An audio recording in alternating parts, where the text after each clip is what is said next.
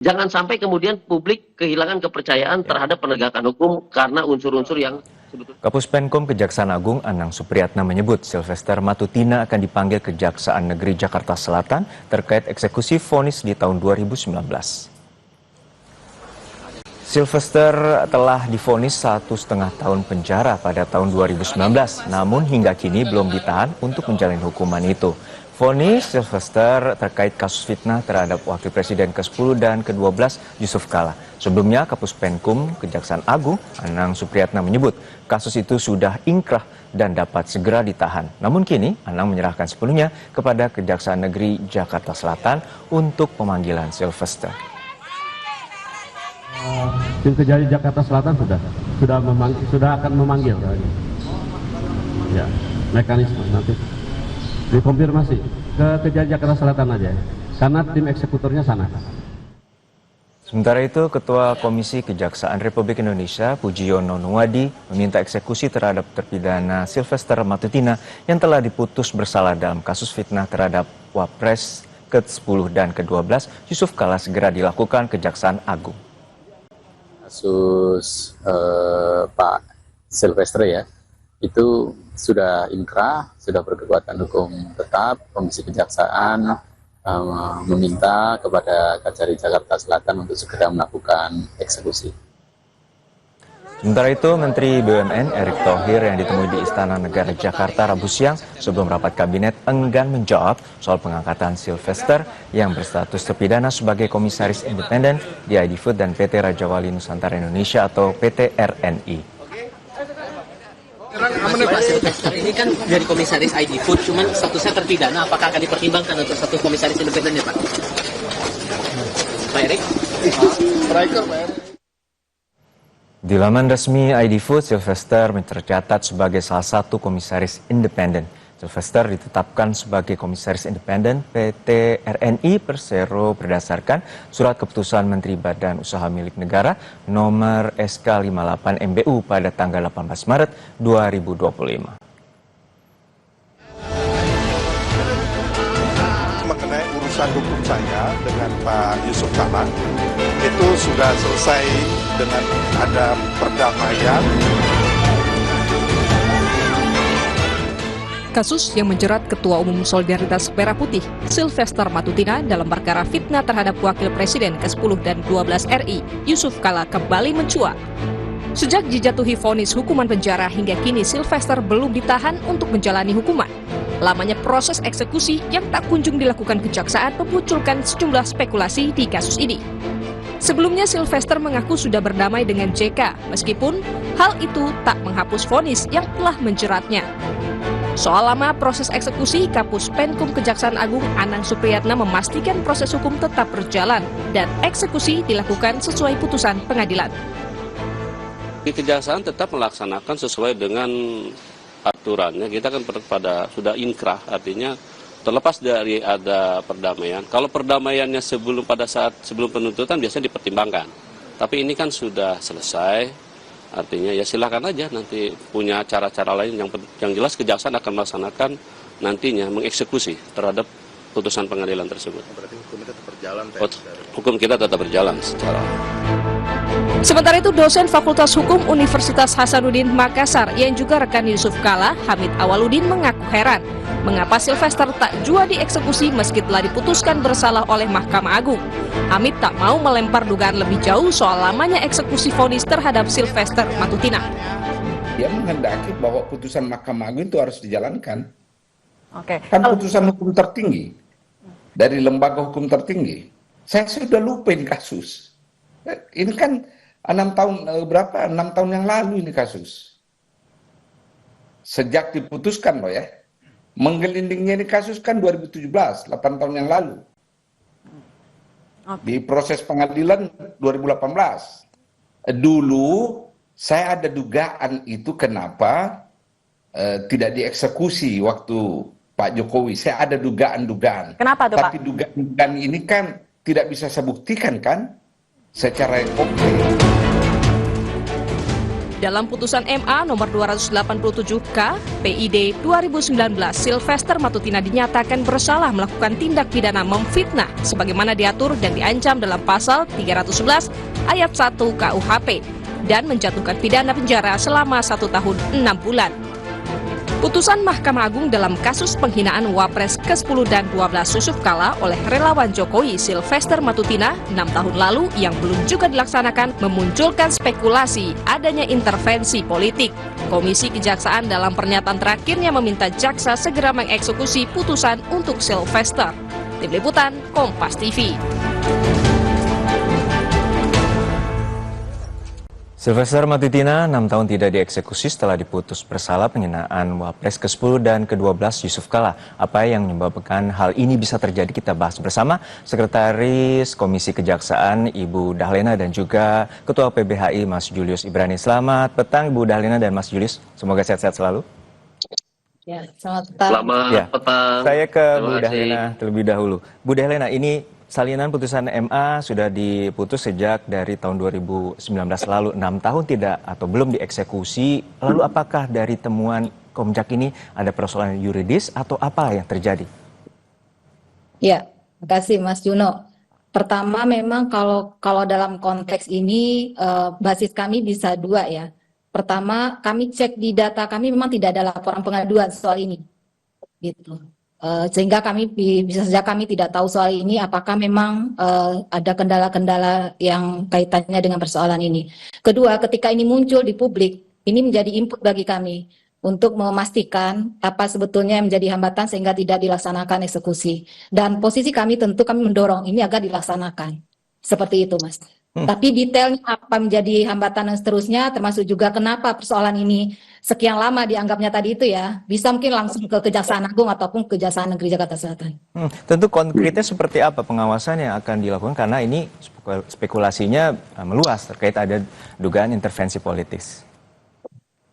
Ya, bagi kami tentu kami saat ini kami sedang tetap memonitor dan mendorong agar ini segera dilaksanakan begitu. Dan hasilnya tentu kami belum bisa menyampaikan karena masih dalam proses.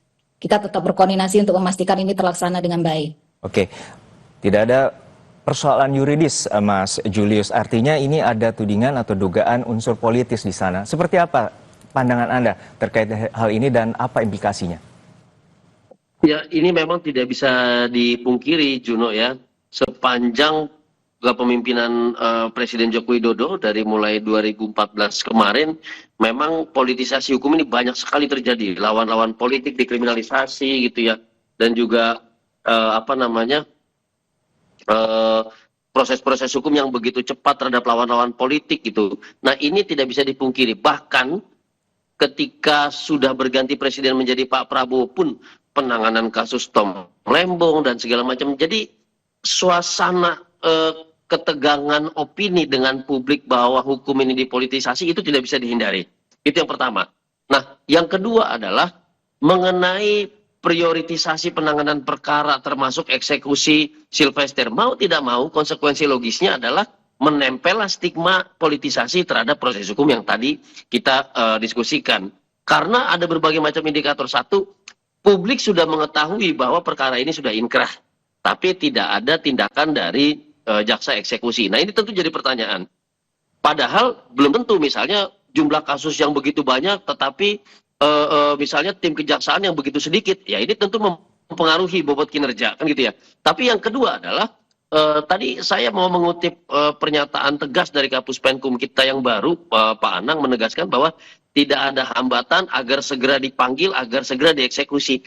Itu harus dimaknai sebagai komando dari kantor pusat yaitu Kejaksaan Agung Republik Indonesia. Dan tidak mungkin ketika Kapus Penkum bicara itu tidak terkoordinasi langsung dengan Pak Jaksa Agung.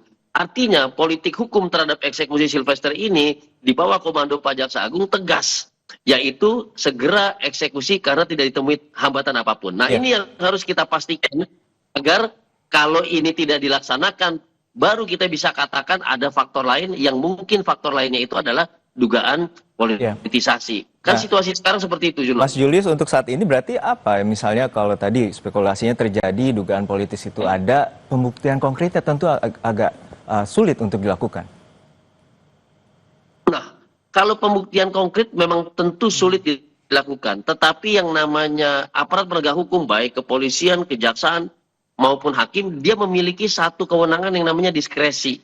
Diskresi inilah yang menentukan apakah tindakan yang diprioritisasikan, yang kemudian ditunda itu dapat dipertanggungjawabkan kepada publik, situasi urgensi, keterdesakan, dan yang lain. Nah, ini yang hilang dan atau mungkin belum dijelaskan oleh Kejaksaan Negeri Jakarta Selatan. Nah, ini juga yang harus dibantu oleh Komisi Kejaksaan secara inisiatif untuk memberikan kejelasan kepada publik sebelum opini publik yang viral mendahului pernyataan resmi dari instansi kejaksaan, dan di situ pula nanti akan menjadi satu kekisruhan di mata publik. Begitu, Juno. Ya, baik, Bu Dahlena, untuk saat ini seperti apa sebenarnya 6 tahun terakhir pengawasan dan juga terkait dengan prosedur eksekusi terkait dengan vonis terhadap Sylvester Matutina? Ya, seperti tadi kami sampaikan secara spesifik mengenai kasus ini. Memang kita monitor itu ketika muncul di publik, dan ini menjadi input bagi kami untuk tentu karena memang fungsi kami adalah mengawasi gitu ya, mendorong agar kinerja kejaksaan meningkat. Nah, dalam konteks ini tentu ketika ada masukan, termasuk tadi Mas Ibrani sampaikan, ini perlu ada masukan atau ada dorongan agar kemudian ada kejelasan bagi publik begitu ya. Ya, ini adalah bagian dari kami. Bagian tentu ini masukan sangat penting bagi kami karena kami memberi atensi soal ini. Gitu. Kami memberi atensi soal ini dan tentu itu menjadi bahan bagi kita semua karena memang yang berwenang adalah APH gitu ya. Kita percayakan kepada mereka. Kita harus dukung mereka untuk bekerja sesuai dengan realnya begitu. Oleh karena itu informasi-informasi apapun yang bisa saja di luar kami, di luar jangkauan kami gitu ya. Karena tentu kami dengan segala keterbatasan kami sangat berharap publik memberi informasi kepada kami yang kemudian kami bisa memaksimalkan peran itu. Gitu. Oke, konkretnya seperti apa Bu untuk ke Kejaksaan Negeri Jakarta Selatan untuk saat ini? Ya, kami dalam proses koordinasi, proses penelusuran informasi, termasuk juga tadi konteksnya kami akan tetap mendorong proses ini seperti yang Pak Kapus Penkum sampaikan, mestinya tentu ini sudah bisa dilaksanakan begitu ya. Nah, seperti tapi kesimpulan tentu kami belum sampai ke kesimpulan akhir seperti apa, karena tentu ada proses di internal kami. Oke, Mas Julius, untuk saat ini seperti apa sebenarnya aturannya dan apakah kalau dengan dugaan pelanggaran dan juga misalnya tidak eksekusi, karena salinan putusan itu kan secara undang-undang Mahkamah Agung 7 hari atau 14 hari setelah putusan salinan diberikan ke pihak kejaksaan. Ya, tentu hal yang pertama terganggu di sini adalah soal kepastian hukum. Nah, aparat penegak hukum itu, utamanya Kejaksaan Agung yang sekarang sedang moncer-moncernya sebagai penegak hukum itu memiliki beban moral, memiliki beban etik untuk menjaga kepastian hukum itu. Dan salah satu indikator kepastian hukum itu adalah tadi prosedur tahapan-tahapan dalam criminal justice system kita atau sistem peradilan pidana kita betul-betul dilewati tanpa satu pelanggaran apapun, termasuk undue delay atau pelambatan proses gitu. Karena ketika prosesnya ada keterlambatan tanpa ada penjelasan hambatan apapun, maka diduga di situ ada kepentingan tertentu, diduga di situ ada pelanggaran tertentu. Nah, makanya tadi saya katakan itu kemudian juga jadi beban Jamwas, di situ ada Pak Rudi Margono, kemudian juga menjadi beban Komisi Kejaksaan juga tanpa perlu ada laporan, kemudian memastikan supporting sistemnya memeriksa itu. Nah, yang ketiga adalah tadi kalau kita bilang ini siapa sih yang paling dirugikan? Tentu yang paling dirugikan adalah sistem kita. Jadi ini bukan soal pribadi Pak JK, bukan soal pribadi Sylvester, tapi soal sistem yang harus dijaga oleh aparat penegak hukum dan instansinya. Dalam hal ini Kejaksaan Agung yang saat ini kita percaya menjadi punggawa yang paling moncer dalam penegakan hukum. Karena kita lihat setiap update perkembangan perkara yang ditangani setiap minggunya. Nah, ini yang kemudian bisa kita korbankan dan ujungnya ini paling fatal. Jangan sampai kemudian publik kehilangan kepercayaan terhadap penegakan hukum karena unsur-unsur yang sebetulnya belum bisa dibuktikan dan belum ada proses pemeriksaannya. Artinya Kejaksaan Agung harus menjaga marwahnya dan juga memberikan kepastian hukum kepada masyarakat dan juga tidak ada intervensi apapun terkait dengan politik. Terima kasih Mas Julius Ibrani, Ketua PBHI, dan juga Ibu Dahlena, Sekretaris Komisi Kejaksaan telah bergabung bersama kami di Kompas Petang.